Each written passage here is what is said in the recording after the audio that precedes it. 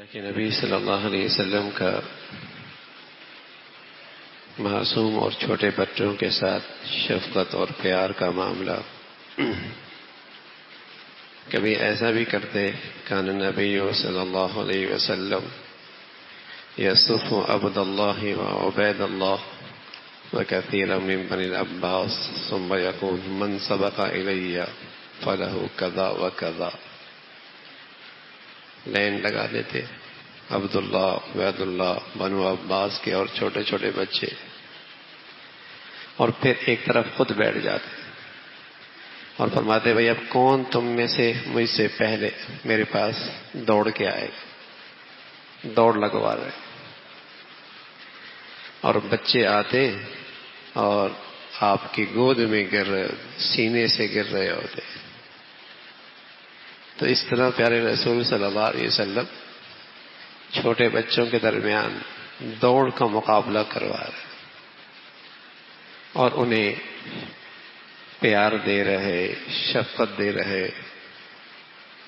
اور جب بچوں کے پاس سے بھی گزرتے تو فسلم علیہ، ان پہ سلام کہتے، السلام علیکم. یعنی شخصیت دیکھیے نا آپ، سید الرسل ہے، تمام رسولوں کے بھی امام اور سردار ہے. عمل کیا سکھا رہے؟ فسلم علی الصبیان، بچوں پر بھی سلام کہہ رہے، سلام میں پہل کر رہے. فسلم علیہم.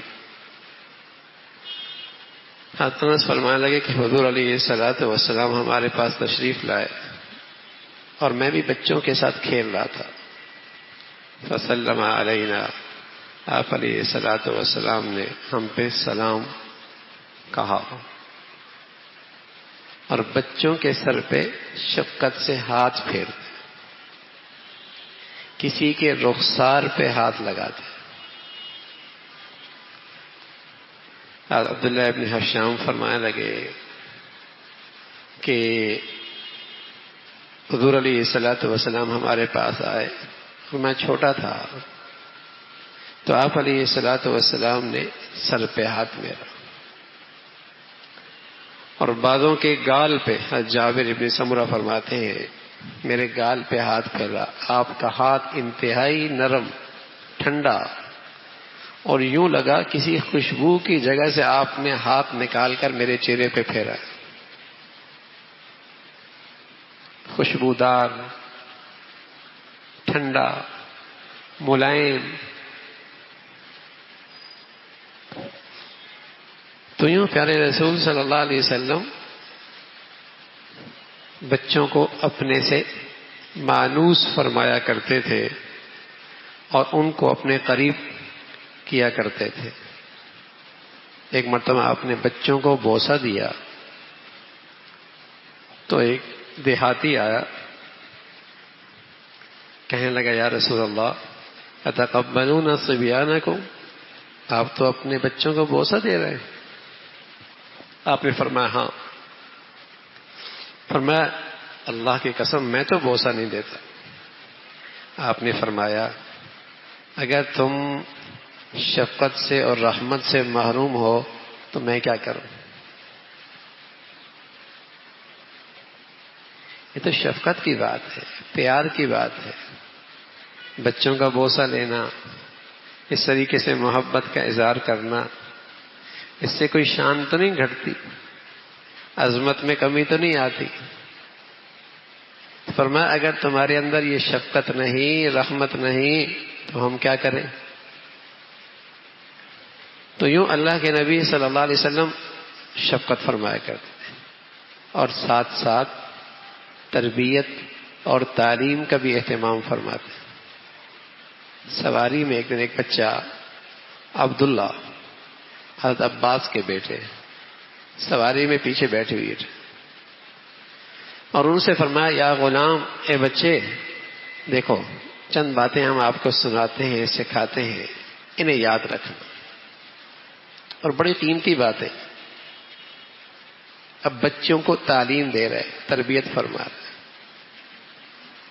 ہم تمہیں چند باتیں سکھاتے ہیں، انہیں یاد رکھنا. پہلی بات احفظ اللہ یحفظک، تم اللہ کا خیال رکھو گے نا اللہ تمہارا خیال رکھے گا.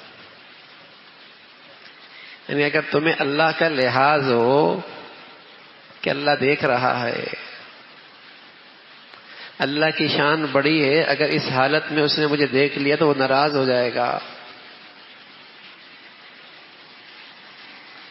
تمہارے دل میں اس کی عظمت کا خیال ہے، اس کی شان کا لحاظ ہے، اور تم اس کے حکموں کو، اس کی نافرمانی نہیں کرتے، حکم نہیں توڑتے. اگر تم یہ کرو گے نا اللہ تمہارا خیال رکھے گا. اب کتنا بڑھیا سبق ہے بچے کو کہ تمہاری حفاظت وہ ذات کر رہی ہے، اگر حفاظت کرنے پہ آئے تو ساری دنیا میں مل کر بھی تمہارا بال بھیگا نہیں کر سکتی. اور وہ ذات اگر تم سے اپنی حفاظت اٹھا لے تو تمہیں کون بچا سکتا ہے؟ معصوم عمر میں اگر بچے کے دل و دماغ میں، شعور میں یہ بات بیٹھ جائے کہ میرا محافظ، میرا حافظ اللہ ہے، اور اس حفاظت کی قیمت یہ چکانی ہے کہ میں نے ہر وقت اللہ کا لحاظ رکھنا. چھوٹے بچے ہوتے ہیں نا، غلطی کیوں کرتے ہیں؟ ابا نہیں دیکھ رہا، اماں نہیں دیکھ رہی، فلاں چچو نہیں دیکھ رہا، نانا نہیں دیکھ رہا، دادا نہیں دیکھ رہا، کر لو، کوئی نہیں دیکھ رہا. اور اگر اس کے شعور میں یہ پیدا کر دی جائے کہ ان سب سے زیادہ دیکھنے والی ایک ذات اور ہے، وہ تو دیکھ رہی ہے. آدمی غلطی تبھی کرتا ہے جب وہ سمجھتا ہے کوئی نہیں دیکھ رہا، کسی کو پتہ ہی نہیں لگے گا، کسی کو پتہ ہی نہیں لگے گا، کوئی نہیں دیکھ رہا. بڑے ہو کے آدمی ملاوٹ کیوں کرتا ہے؟ ڈنڈی کیوں مار رہا ہوتا ہے؟ دھوکہ کیوں دے رہا ہوتا ہے؟ چھوٹی چھوٹی چیزوں کو کیوں چوری کر رہا ہوتا ہے؟ وہ یہ سمجھتا ہے کسی کو پتہ نہیں لگ رہا، کوئی دیکھ نہیں رہا.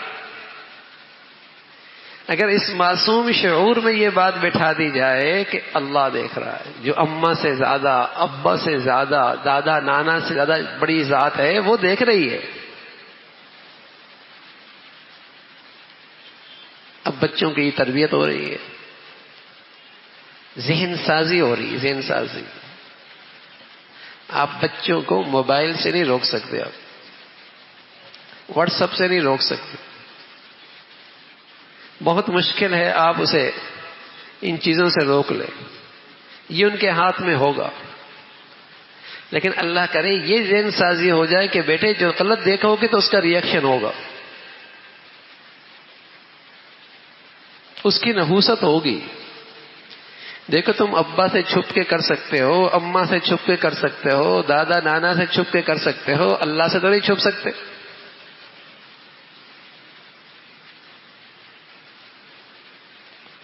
ابا سے ڈرتے ہو، اماں سے ڈرتے ہو، مار پڑے گی، ڈانٹ پڑے گی. اللہ کا تھپڑ تو سب سے زیادہ سخت ہوتا ہے.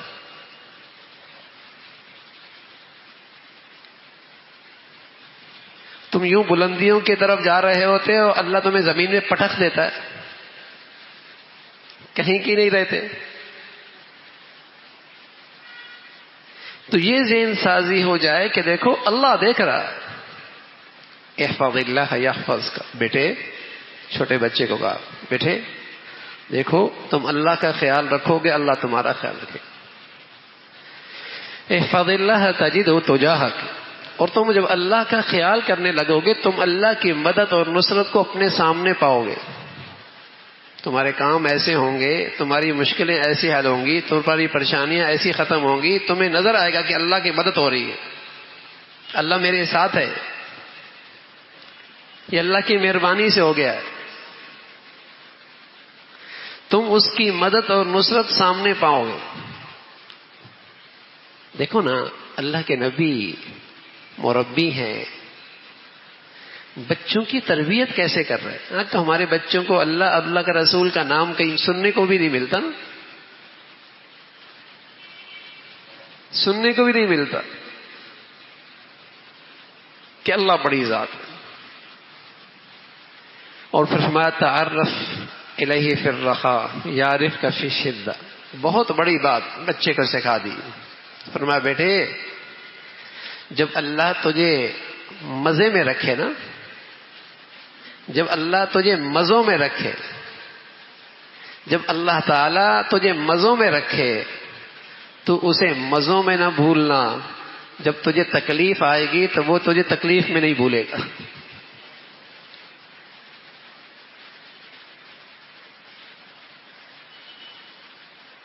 جب اللہ نے تجھے مزے دے رکھے ہیں، مزے مزے آ رہے ہیں، ان مزوں میں اللہ کو نہ بھولنا. جب تجھے تکلیف آئے گی تو تکلیف میں اللہ تعالیٰ تجھے نہیں بھولیں گے. عام طور پہ غلطیاں کہاں ہوتی ہیں؟ مزوں میں ہی آتی ہیں. مزے آ رہے ہیں اور مزے مزے میں بہت غلط کر جاتا ہے. تکلیف میں تو پھر بھی اللہ یاد آ جاتا ہے، مصیبت میں تو پھر بھی اللہ یاد آ جاتا ہے، پریشانیوں میں تو اللہ تعالیٰ پھر بھی یاد آ جاتے ہیں. یاد کم نہیں آتے، خوشیوں میں، نعمتوں میں، فراوانیوں میں، مزوں میں، عیش و عشرت میں، یہاں اللہ تعالیٰ یاد نہیں آتے. تو پیارے رسول صلی اللہ علیہ وسلم فرمانے لگے بیٹے جب تم مزوں میں ہو نا، اللہ کو نہ بھولنا، اس کے حکموں میں کوتاہی نہ کرنا. جب تمہیں تکلیف آئے گی، پریشانی آئے گی، اللہ تمہیں نہیں بھولیں گی. حدیث میں آتا ہے ایک آدمی مزوں میں اللہ کو نہیں یاد کرتا، مصیبت میں اللہ کو یاد کرتا ہے. آسمان کے فرشتے کہتے ہیں اے اللہ نامانوس آواز ہے، قابل قبول نہ ہو، یہ آواز نامانوس ہے، یہ قابل قبول نہ ہو. اور جب کوئی آدمی مزوں میں اور آسانیوں میں اور عیش و عشرت میں اللہ کو نہیں بھولتا اور تکلیف میں اللہ کو بلاتا ہے تو فرشتے کہتے ہیں اللہ مانوس آواز ہے، اس کی دعا کو قبول فرما لیجیے.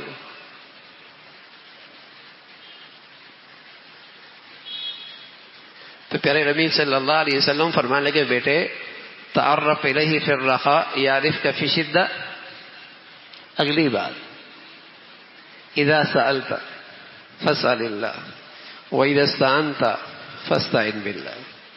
جب بھی سوال کرنا ہو نا اس ذات سے سوال کر، اور جب بھی مدد چاہنی ہو تو اللہ تعالی سے مدد چاہ. سبحان اللہ. مشکل کشا وہ ذات ہے، حاجت روا وہ ہے. دیکھو نا کیسے اللہ کی توحید بٹھائی جا رہی ہے بچے میں. مشکل کشا اللہ، حاجت روا وہی ہے. تیری مدد وہ کرنے پہ آئے ساری دنیا اکٹھی ہو جائے، کوئی تجھے بے یار و مددگار نہیں کر سکتا. اور وہ ذات مدد کرنے پہ نہ آئے ساری دنیا اکٹھی ہو جائے، کوئی تیری مدد نہیں کر سکتا. بیٹے جب سوال کرنا ہو تو اللہ سے کرنا، اور جب بھی مدد مانگنی ہو تو اسی سے مانگنا. مشکل کشا وہ ہے، حاجت روا وہی ہے. لا معبود الا اللہ، لا محبوب الا اللہ، لا مسجود الا اللہ، لا مقصود الا اللہ، لا الہ الا اللہ. ایک اللہ کی ذات. تو فرمایا بیٹے مدد اللہ سے مانگنا. اور فرمایا بیٹے اب دیکھو نا بچوں کی تربیت ہو رہی ہے، ذہن سازی کی جا رہی ہے. بیٹے اگر ساری امت اکٹھی ہو جائے الا ان ينفعوك بشيء لم ينفعوك الا بشيء قد كتبه الله لك، ساری دنیا اکٹھی ہو جائے اور تجھے نفع پہنچانا چاہے تو نفع نہیں پہنچا سکتے مگر وہی جو اللہ نے تیرے لیے مقدر کر دیا، جو اللہ نے تیرے لیے مقدر کر دیا. وَلَوِ اجْتَمَعُوا عَلَىٰ أَن يَضُرُّوكَ بِشَيْءٍ، اور ساری دنیا اکٹھی ہو جائے اور تجھے نقصان پہنچانا چاہے، لم يضروك الا بشيء، وہ تجھے نقصان نہیں پہنچا سکتی مگر وہی جو تیرے لیے لکھا جا چکا. نفع نقصان میرا کسی کے پاس نہیں ہے بھائی، میرا نفع نقصان کا مالک اکیلے اللہ. اگر یہ نصیب ہو جائے نا، یہ عقیدہ بن جائے، یہ دل و دماغ میں بیٹھ جائے کہ نفع نقصان کا مالک اکیلا ہے، تو آدمی ساری دنیا سے بے نیاز ہو جائے اور ایک ذات کا نیاز مند ہو جائے. ساری دنیا سے بے نیاز ہو جائے اور ایک ذات کا نیاز مند ہو جائے. اب تو ہم نہ جانے کس کس کی خاطر جی رہے ہوتے ہیں.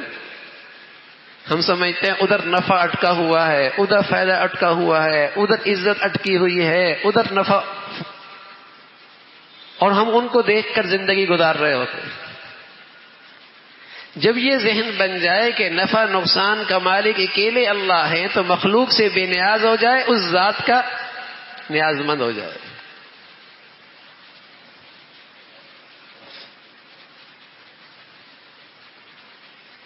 تو بیٹے کوئی نفع نہیں پہنچا سکتا، کوئی نقصان نہیں پہنچا سکتا. وَإِن يَمْسَسْكَ اللَّهُ بِضُرٍّ فَلَا كَاشِفَ لَهُ، وہ ذات تکلیف دینے پہ آئے کوئی نہیں ہٹا سکتی. وَإِن يُرِدْكَ بِخَيْرٍ فَلَا رَادَّ لِفَضْلِهِ، وہ کچھ دینے پہ آئے کوئی محروم نہیں کر سکتا. ایک ذات ہے، ساری دنیا کے عامل اکٹھے ہو جائیں، اللہ نہ ہٹانا چاہے مصیبت کو ہٹا سکتا ہے. اور اللہ رب العزت دروازہ کھولنا چاہیں رحمت کی، نوازشات کے، نعمت کی، بتا کوئی بندش کر سکتا ہے؟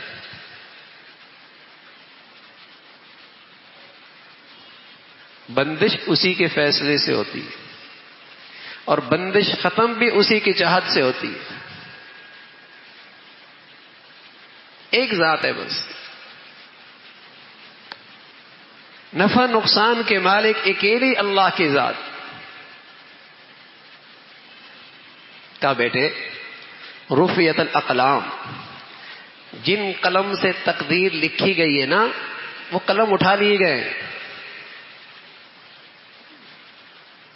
اور جس پر تقدیر لکھی جا چکی ہے صحیفے وہ خشک ہو چکے ہیں. اور خوب جان لے، کوئی ناگوار چیز تیری زندگی میں آئے اور اس میں تو صبر کرے تو خیرن کثیرن، اس میں تیرے لیے نفع بہت ہے.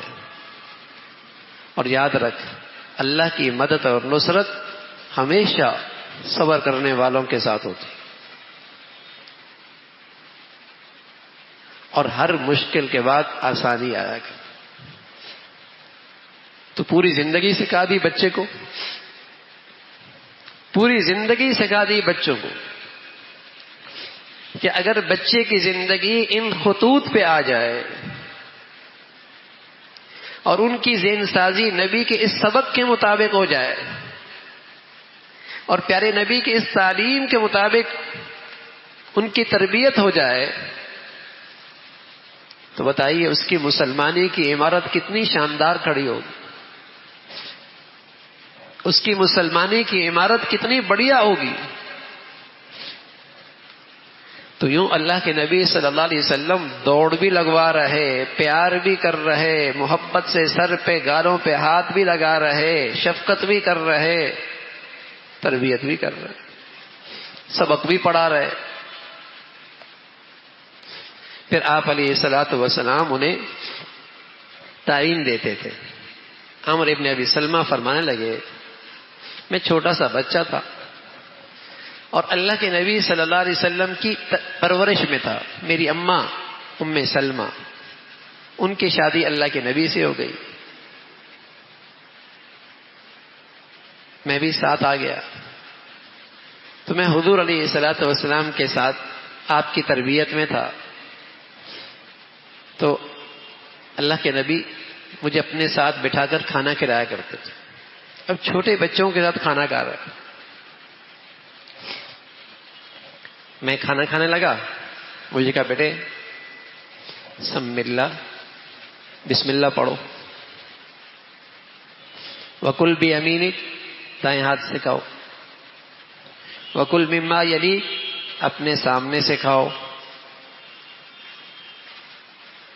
اللہ کے نبی کی اس تربیت کا نتیجہ تھا میری زندگی بھر کا معمول بن گیا.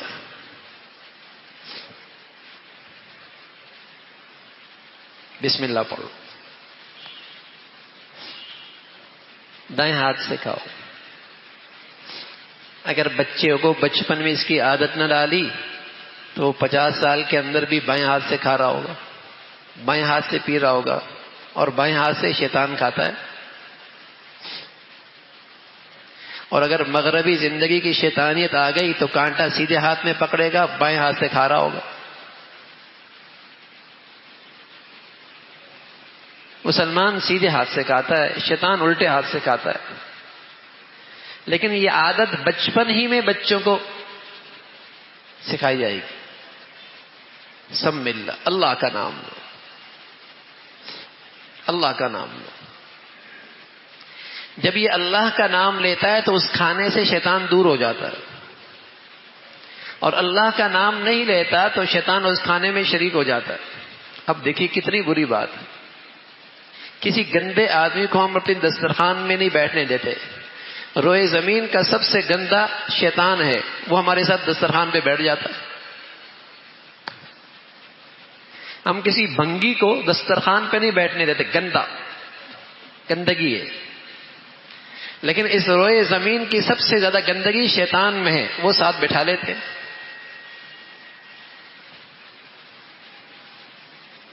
وہ ساتھ دسترخوان پہ ہوتا ہے. اب اس سے حفاظت کیسے ہو سکتی ہے؟ سم اللہ, اللہ کا نام لے کے پڑھو, کھانا کھاؤ, دائیں ہاتھ سے کھاؤ, اپنے سامنے سے کھاؤ. تو یوں رسول کریم صلی اللہ علیہ وسلم محبت فرماتے تھے اور تربیت فرماتے تھے. اللہ عمل کے توفیق نصیب فرمائے.